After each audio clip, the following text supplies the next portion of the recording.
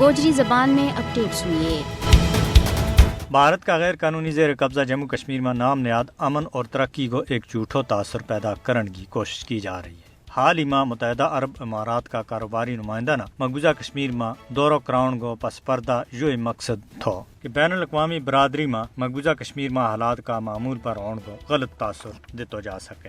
بھارت مقبوضہ کشمیر کی اصل صورتحال نہ دنیا دے اولے رکھن کی ناکام کوشش کر رہی ہے۔ مودی دور حکومت میں مقبوضہ کشمیر میں ترقی کی جعلی رپورٹ شائع ہو رہی ہے۔ UAE کا نمائندہ کا دورہ کا مقصد بھی یہی تھو اور امن اور ترقی کا سہانا خواب دنیا نہ دسیا جا رہی ہے۔ بھارت جو سارا کچھ صرف اس واسطے کر رہی ہے کہ دنیا دے مقبوضہ کشمیر کی اصل حالات نہ لکا کے رکھے جا سکے۔ 5 اگست 2019 دے بعد مودی حکومت نے مقبوضہ کشمیر کا لوکاں دے انہاں کو بنیادی حق بے خس لیو ہے اور ریاست جموں کشمیر نہ قدیم دور میں موڑ دیتا ہے۔ جدید دور کی تمام تر سہولیت تے اوت کا لوکاں نہ محروم کر دیتا ہے۔ مقبوضہ کشمیر میں امن اور ترقی کس طرح ہو سکے جبکہ وہ علاقہ دنیا کو سب دے زیادہ فوجی جمع والا علاقہ ہے اور اس نا عسکری زون قرار دیتا جا رہی ہے۔ اگر بھارت اپنا امن کا دعویٰ میں سچو ہے تو مقبوضہ کشمیر تے اپنی فوج واپس کیوں نہیں بلاتو؟ اوت کا لوگ بھارت کے نال رہنا چاہیں تو انہاں پر 10 لاکھ فوج کیوں مسلط کر کے رکھی ہوئی ہے؟ کوئی بھی سمجھدار انسان اس گل نہ منن کے واسطے تیار نہیں ہے